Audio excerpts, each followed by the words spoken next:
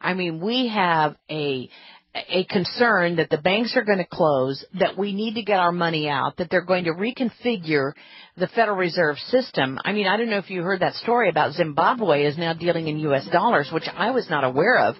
I mean, I wonder how many other countries have now moved into U.S. dollars, which are going to be just as prone to problems as our own. Joyce, none. They're all moving the other way. That's Zimbabwe is a unique problem.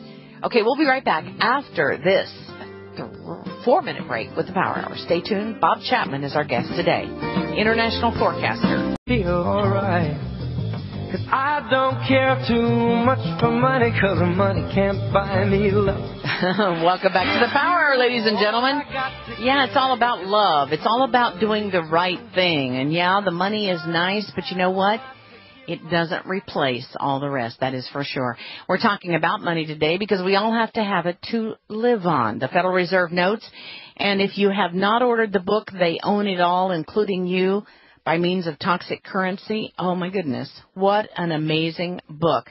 I have to tell you, this book is going to turn out to be probably one of the biggest in demand ever at the Power Hour because of the work that Dr. Robert Rowan, who is an MD, and Ron McDonald have done on the research behind the Federal Reserve note. They say that there's a lien on everything, and the Federal Reserve note is just that.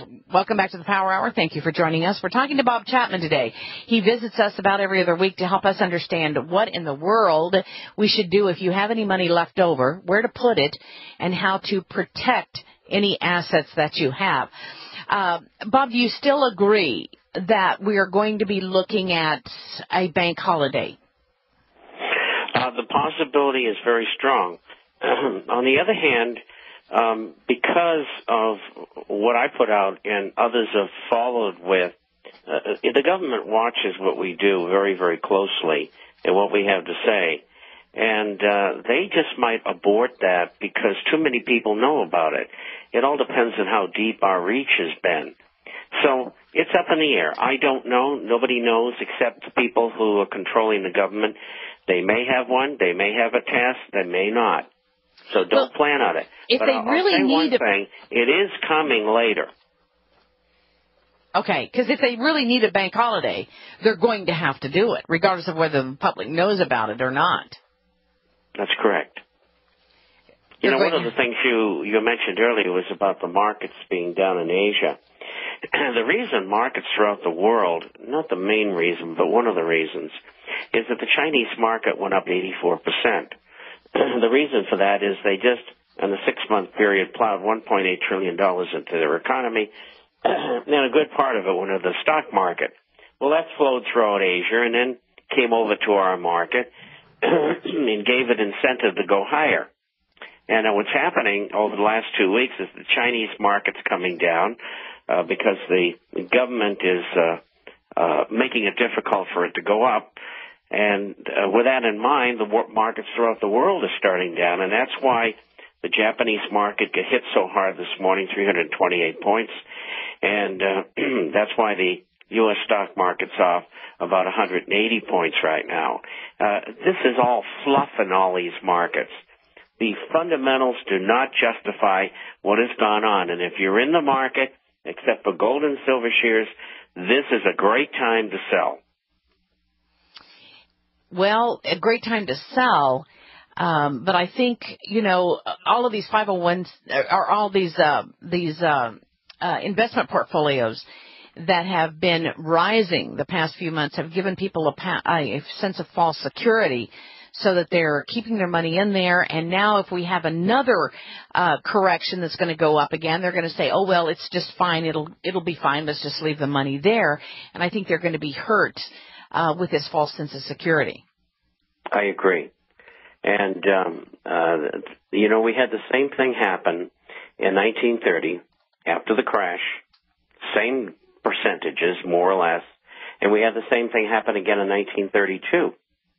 So this is nothing unusual to have a bear market rally of such magnitude over a very short period of time. And believe me, you want to be out. And that includes cash value and life insurance policies. And if you need insurance, you can always get level term, which is much cheaper. and also in annuities, unless they're in bonds. And some of them are. If they're mutual companies, if they're stock companies, then they're in the market. When you look at stock markets or when you look at the foreign markets, what are the ones that you tend to look at? Like when you get up every morning and you want to know what's going on in the global economy, what do you look at as an indicator? Well, that's exactly what I do between 3:30 and 4 every morning. And this morning, to give you an example, first thing I looked at was the FTSE, Financial Times Securities Index. Which is the UK or the English stock That's market. the London market. Now, you'll see a figure that'll come up, and right now that figure is about 80, minus 80. Now, what you have to do is multiply a higher figure by 6 to see how much that is down in Dow figures.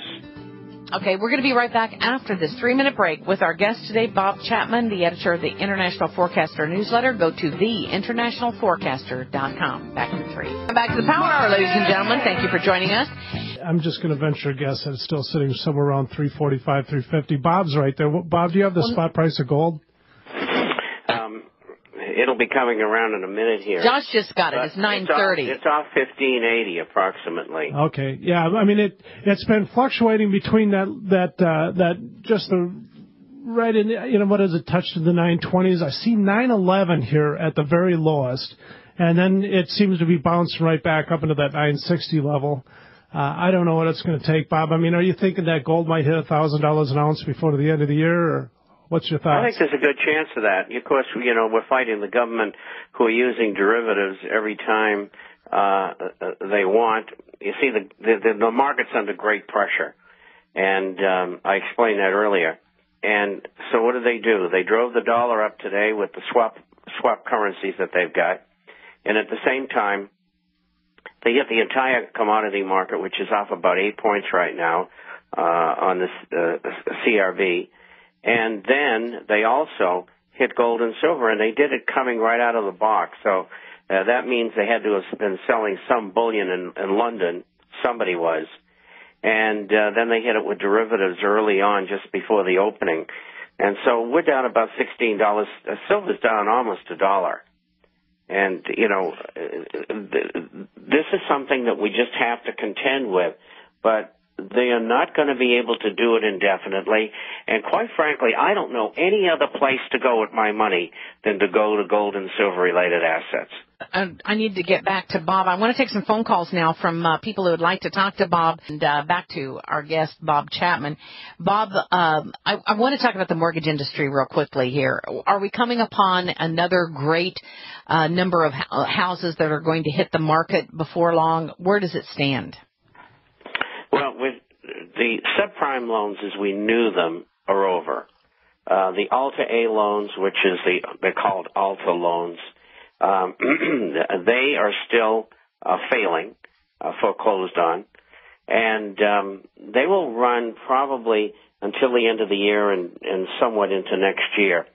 The two categories that are causing the problems now is, number one, the option arm loans, where people would buy a $1 million home and make a payment of $1,000 a month for 5 years, and if the houses come down in value, they're stuck. They're going to have $10,000 a month payments instead of $1,000 when they reset, and that's going on.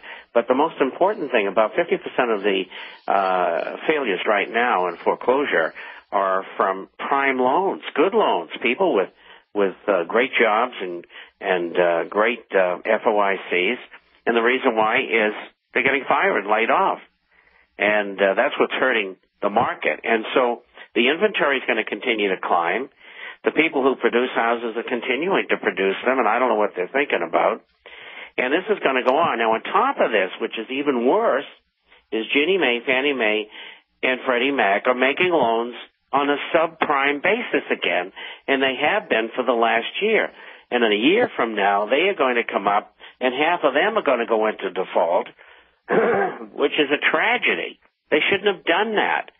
I mean, their loans have, Ginnie Mae is going to go over $1 trillion in loans by the end of the year that the American public is responsible for, because now they're all governmental organizations as opposed to private. And so it's not getting better. It's going to get worse. And it'll do that until at least the end of 2012. So don't buy any property. Don't buy any property, okay? Let me go to Tom in Ohio. Tom, you're on the air. Go ahead, please, with Bob Chapman. Yeah, Bob, it's a pleasure and an honor to talk to you, sir. I've been hoping to talk to you for a long time. Do you think that we're going to be able to settle this thing peacefully with a crooked Senate and Congress like we've got, or are we going to have to go to the fourth box?